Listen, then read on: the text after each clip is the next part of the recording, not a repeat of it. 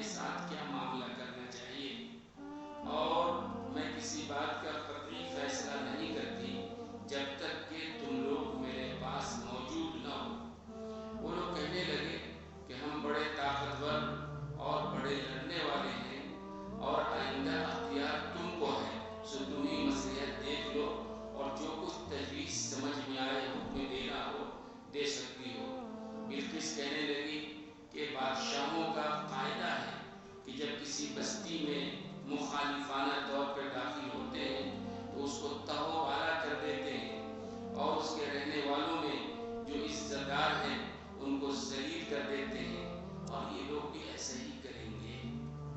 محترم بزرگوں اور عزیز دوستوں، آپ نے ابھی ترجمہ سماعت کیا ہے حضرت سلیمان علیہ السلام کا، اور بلقیس کا واقعہ چل رہا ہے کہ حدود غیر حاضر تھا۔ حضرت سلیمان علیہ السلام نے کہا کہ وہ کہاں غیر حاضر ہو گیا ہے، آ کر کوئی عذر پیش کرے ورنہ ہم اس کو سزا دیں گے۔ حدود نے آ کے بتایا کہ میں ملک سبا سے آ رہا ہوں، اور وہاں ایک ملکہ ہے جو سورج کی پرستش کرتی ہے، بڑی طاقتور ہے، بڑی مالدار ہے، یہ خبر لے کے آیا ہوں۔ تو حضرت سلیمان علیہ السلام نے کہا کہ اگر تو اپنے بات میں سچا ہے تو ایک کام کر، میں ایک خط لکھتا ہوں۔ وہ خط کس کام کے لیے تھا کہ چونکہ بتایا تھا نا حدود نے کہ وہ سورج کی پرستش کرنے والی ہے، تو حضرت سلیمان علیہ السلام اللہ کے نبی، وحدانیت کی تعلیم دینے والے، انہوں نے خط لکھا بلقیس کو کہ تم مطیع ہو کر، مسلمان ہو کر میرے پاس آ جاؤ، میرے مقابلے میں سرکشی مت کرو۔ اور حدود سے کہا یہ خط لے جا کر کے بلقیس تک پہنچا دو۔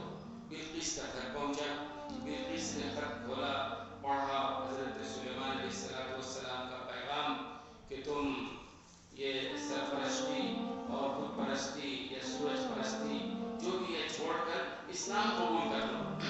اگر ایسا نہیں ہوا کیونکہ ہم تمہارے خلاف جو ہے ہم لشکر لے کر آئیں گے۔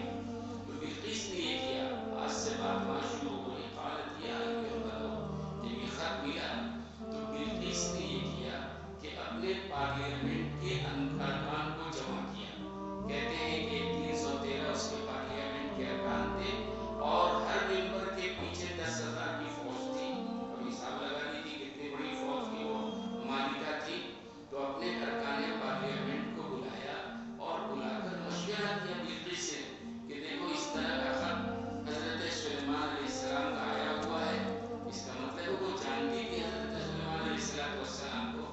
ایسا ہوتا ہے کہ بڑے آدمی کو چھوٹے بہت سارے لوگ جانتے ہیں، لیکن ہر چھوٹے کو ہر بڑا جانے ایسا نہیں ہوتا ہے۔ حضرت سلیمان علیہ السلام جو کہ بڑے تھے، اللہ نے ایسی سلطنت دی تھی، کسی کو ایسی سلطنت نہیں تھی۔ جناتوں پر بھی سلطنت تھی، جانوروں پر بھی، انسانوں پر بھی، ہواؤں پر بھی، تو مشہور معروف رہے ہوں گے حضرت سلیمان علیہ السلام۔ تو پہلے سے سبا جانتی تھی، بلقیس جانتی تھی۔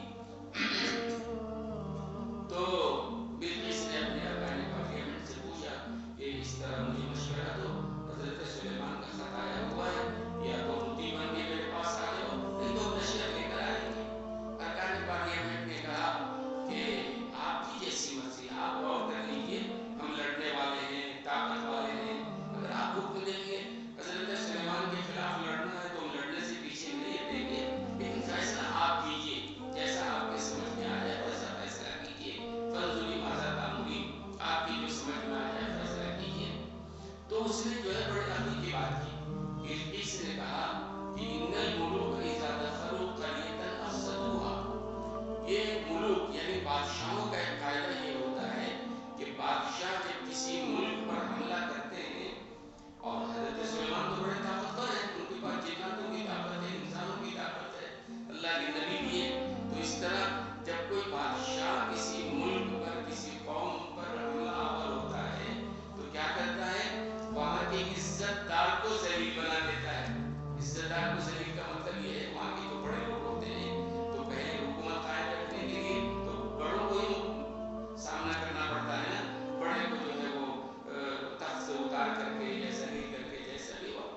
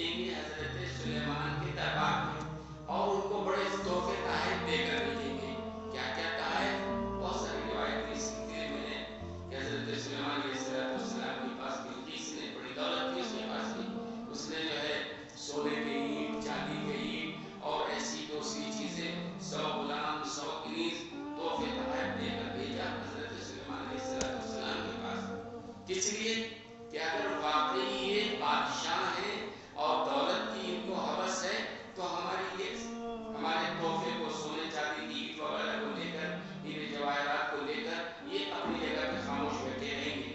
بادشاہ کو کیا چاہیے؟ دولت نا، دولت ہم دے دیں گے. اگر لے کے خاموش ہو گئے تو ہم سمجھ لیں گے کہ یہ اللہ کے نبی نہیں ہے بلکہ یہ بادشاہ ہیں جو ملکوں سے دولت لوٹنا چاہتے ہیں. پھر ہم مقابلہ کریں گے. اور اگر معلوم ہو گیا کہ نہیں یہ بادشاہ نہیں، عام بادشاہ نہیں بلکہ اللہ کے نبی ہیں، تو اللہ کے نبی سے مقابلہ کرنا صحیح نہیں ہوگا. اس عورت نے طے کیا اور کہا پارلیمنٹ میں کر دیجیے.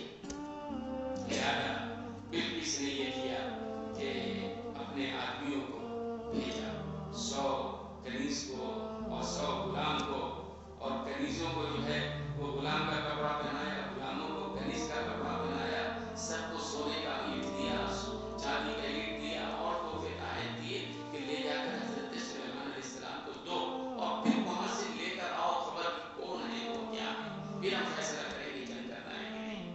اب یہ لوگ گئے تو جب یہاں سے نکلے تو ظاہر اللہ کے نبی تھے اور ویسے بھی جنات ان کے قبضے میں ہیں. ان کو معلوم ہو گیا کہ بلقیس کے قاصد، بلقیس کے آدمی جو ہے اس طرح سونے اور چاندی کا اینٹ اور یہ تحفہ لے کر آ رہے ہیں. یہ جب ان کو اطلاع ملی تو حضرت سلیمان علیہ السلام نے کہا ایک کام کرو، 9 فرسخ جناتوں سے کہا 9 فرسخ 30 میل ہوتا ہے کہ 30 میل تک سونے اور چاندی کا روڈ بنا دو، سڑک بنا دو. مجھے لے کر آ رہے ہیں نا چند اینٹ سونے کے چند چاندی کے، سمجھ رہے ہیں کہ ہمارے پاس بڑی دولت ہے. حضرت سلیمان علیہ السلام نے کہا کہ ان کے آنے سے پہلے میرے محل سے لے کر 30 میل تک سونے اور چاندی کی سڑک بنا دو اور اس سڑک پر جو ہے عجیب الخلقت جانوروں کو باندھ دو. عجیب الخلقت کا مطلب عجیب و غریب جانور، اور وہ جانور کا بول و براز پیشاب کا خانہ بھی اسی سونے چاندی کے اینٹ پر ہو رہا ہو تاکہ ان کے سمجھ میں آ جائے ہم جو چاندی سونے کی اینٹ لے کے آئے اس کی کیا حیثیت ہے. حضرت سلیمان علیہ السلام اللہ کے نبی ہی تھے اور جناتوں پر حکومت بھی تھا. حکم دیا اور فوراً آنے والی میں 30 میل تک محل سے لے کر 30 میل تک سونے اور چاندی کی سڑک بنے اور اس پر دونوں طرف جو ہے عجیب الخلقت جانور جس کو کبھی ان لوگوں نے دیکھا نہیں تھا اس پر کھڑے ہیں اور اسی پر پیشاب کا خانہ کر رہے ہیں. یعنی سونے چاندی کی کوئی اہمیت نہیں حضرت سلیمان علیہ السلام کے پاس. تو وہ لوگ جب آئے پہلے تو بڑے اگر میں تھے کہ ہم سونے چاندی کا تحفہ لے کے جا رہے ہیں، سونے چاندی کی اینٹ لے کے جا رہے ہیں، لیکن جب قریب میں آئے اور دیکھا کہ یہاں تو سونے چاندی کی سڑک بنی ہوئی ہے اور اس سے بڑھ کے سونے چاندی کی سڑک پہ جانور پیشاب کا خانہ کر رہے ہیں تو شرمندہ ہو گئے. کیا لے کے آ گئے بھائی چند اینٹ سونے کی ہم لے کے آئے ہیں، شرمندہ ہو گیا آدمی. یہاں تو سونے چاندی کی سڑک بنی ہوئی ہے اس پر جانور پیشاب کا خانہ کر رہے ہیں. وہی انہوں نے رکھ دیا اپنا تحفہ، آگے بڑھے اور جیسے جیسے آگے بڑھتے گئے عجیب الخلقت جانور کو دیکھا تو اور زیادہ وہ مبہوت ہو گئے کہ کیسی سلطنت ہے بھائی. اور جب قریب پہنچے حضرت سلیمان علیہ السلام کے تو حضرت سلیمان علیہ السلام نے حالانکہ اتنے طاقتور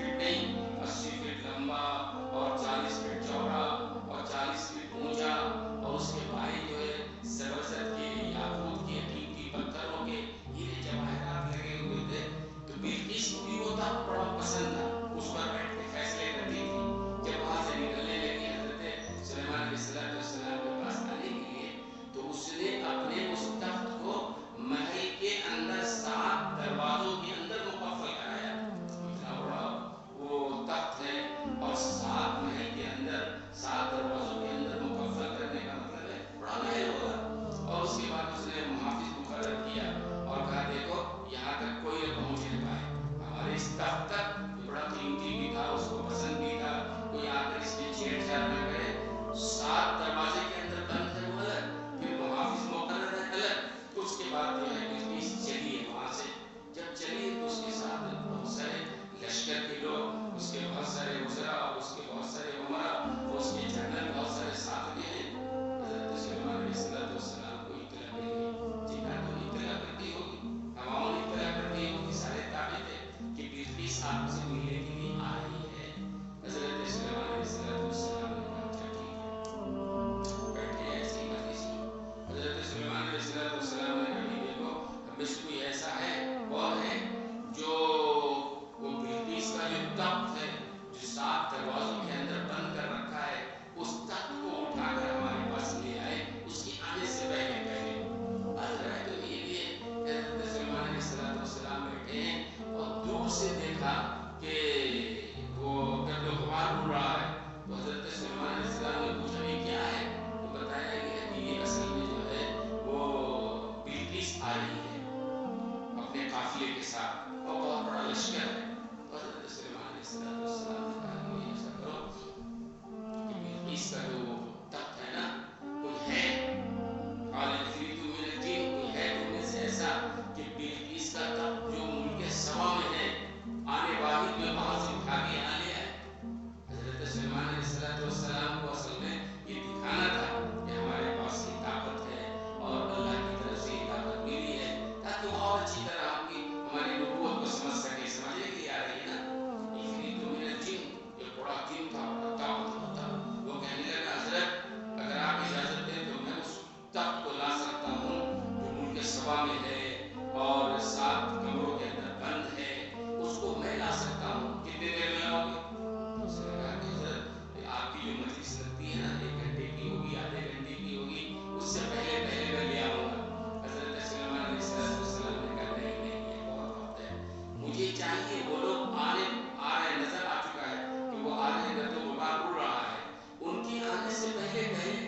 تو کہتے ہیں کہ ایک اور شخص ہے اس نے کہا کہ قال الذي عنده علم من الكتاب انا آتيك به قبل ان يرتد اليك الطرف. کہ وہاں ایک اور بندہ تھا، کہتے ہیں اس نے کہا حضرت یہ تو بہت دیر ہے کہ آپ کی مجلس کے ختم ہونے تک یہ جنات لے کے آئے گا. آپ اگر حکم کریں تو آنکھ کے پلک کے جھپکنے کے برابر ہم لے آئیں گے. آنکھ آپ کی جتنی جھپکے گی نا اس کی آنکھ کھولے گی جھپک کے تو میں کہہ دوں گا. کہتے ہیں کون تھا وہ؟ آصف بن برقیہ، ان کا رشتہ دار بھی تھا اور ان کے ساتھی بھی تھے. ان کو اسم اعظم معلوم تھا. اسم اعظم کہتے ہیں جب معلوم ہو جاتا ہے نا اس کے ذریعے آدمی جو دعا مانگتا ہے وہ دعائیں قبول ہوتی ہے اور جو چاہتا ہے وہ کر سکتا ہے. اسم اعظم ہر آدمی کو نہیں ملا کرتا ہے نا. بہت سارے اس کی شرائط ہیں.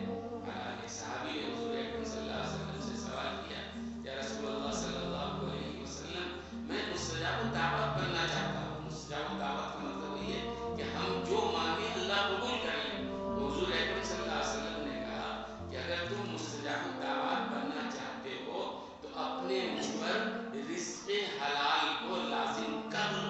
اگر تمہارا کوئی لقمہ حرام کا نہیں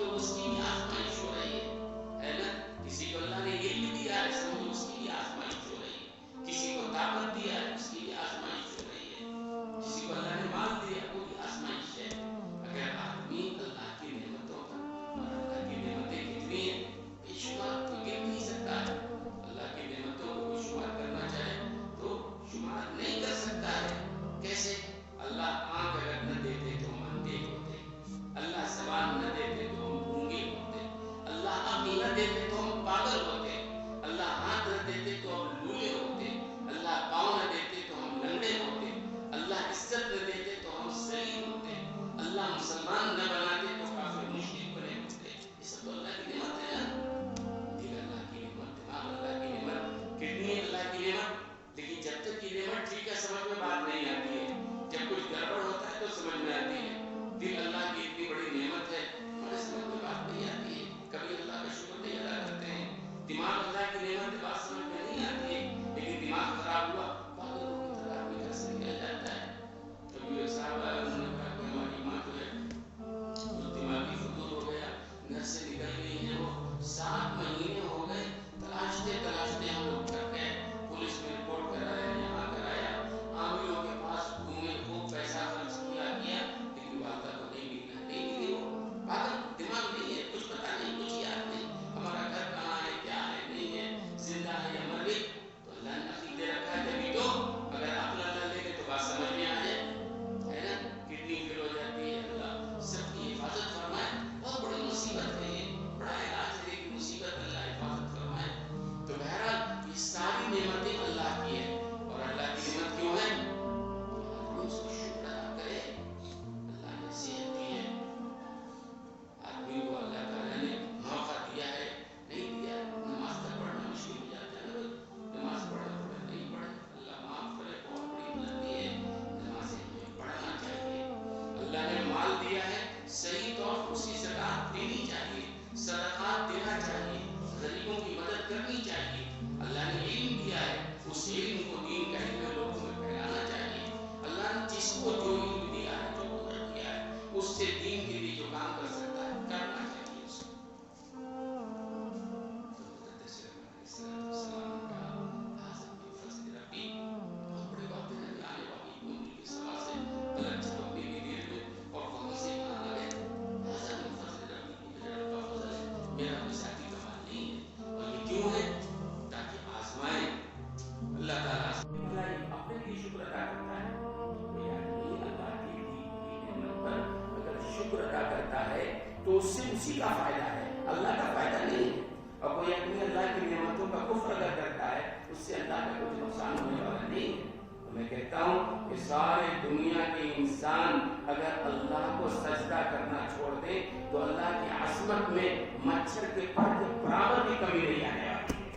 اور ساری دنیا کے انسان اگر سجدے میں گر جائیں، مسلم، کافر، یہودی، عیسائی، ساری دنیا کے انسان مرد عورت سب اگر سجدے میں گر جائیں پھر بھی اللہ کی عظمت میں ایک ذرہ برابر اضافہ نہیں ہونے والا ہے۔ سجدہ ہم اپنے لیے کر رہے ہیں، عبادت ہم اپنے لیے نفع کے لیے کر رہے ہیں، اور شریعت کی جتنے احکام ہیں نا حلال حرام کے، اچھی طرح ذہن میں رکھیے کہ شریعت نے جتنی چیزوں کا حکم دیا ہے ہمارے فائدے کے لیے۔ رسول اللہ نے فرمایا یہ حلال ہے ہمارے فائدے کے لیے، یہ حرام ہے ہمارے فائدے کے لیے، یہ سنت ہے کرو ہمارے فائدے کے لیے، یہ سنت کے خلاف ہے ہمارے نقصان ہے۔ شریعت کے احکامات ہیں، ہمیں بہرحال قال فإن ربی غنی کریم، بے شک میرا رسول غنی ہے، کریم ہے، بے نیاز ہے، اللہ کو لینا دینا نہیں، کون سزا میں لائے دور حسابی۔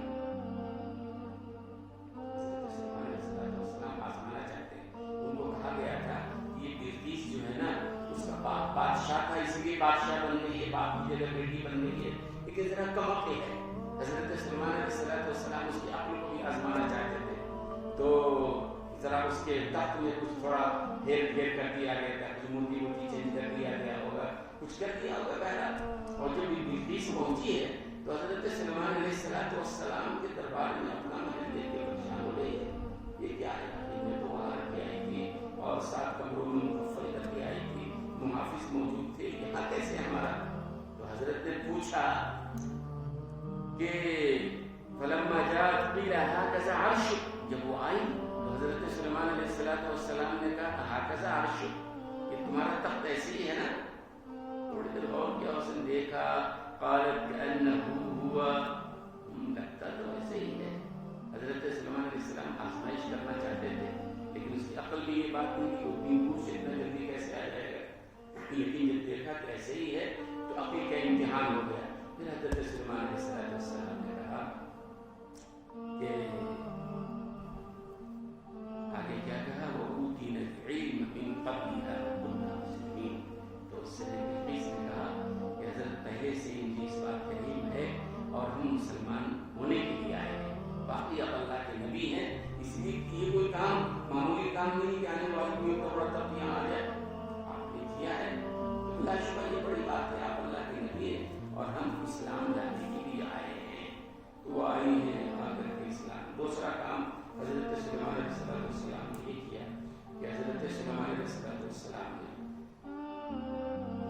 उठे ही उसके ताज को, उसके तख्त को मंगा दिया, देखा ही।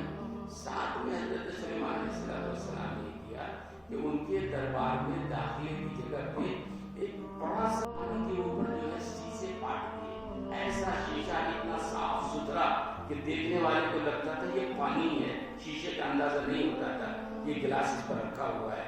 आपने देखा होगा जापान वगैरह में और चाइना वगैरह में ऐसे टेक्नोलॉजी है कि पानी है और उसके ऊपर गिलास जो डाला जाता है वो पता ही नहीं चलता पानी है कि नहीं है, ये गिलास है इसके ऊपर, वो समझते हैं पानी।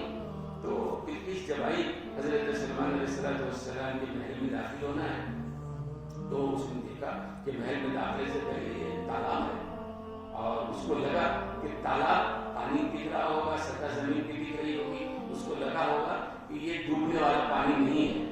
तो बिल्किस ने ये किया कि अपने दोनों पाँव के वो पैंचे को, अपने पैजामे को जो उसने ऊपर उठाया ताकि पानी पे जो है वो पार हो सके। हजरत सुलेमान अलैहिस्सलाम ने कहा नहीं नहीं ये कोई पानी वाली नहीं है, ये गिलास है। क़ाल सह्रुम मर्रतुम मिन क़वारीर, ये जो है ये तो उसने बिल्किस ने कैसी कारीगरी है भाई, हमने आज तक ऐसा नहीं देखा है। और जब उसने पाँव को उठाया तो फौरन हज़रत सुलेमान अलैहिस्सलाम ने अपने चेहरे को घेर लिया। तो मैंने गैर महरम को नहीं देखना और गैर महरम के पाँव को देखना। हुज़ूर अकरम सल्लल्लाहु अलैहि वसल्लम ने भी बताया है कि अगर कहीं कोई गैर महरम सामने आ जाए, अन्नज़रतुल ऊला लक, कि पहली नजर तो तुम्हारे लिए जायज है, मैं रास्ते में जा रहा अचानक नजर पड़ गई गैर महरम में, लेकिन फौरन नजर पड़ी, दोबारा उठा के देखना दिलचस्पी के साथ, ये हराम और नाजायज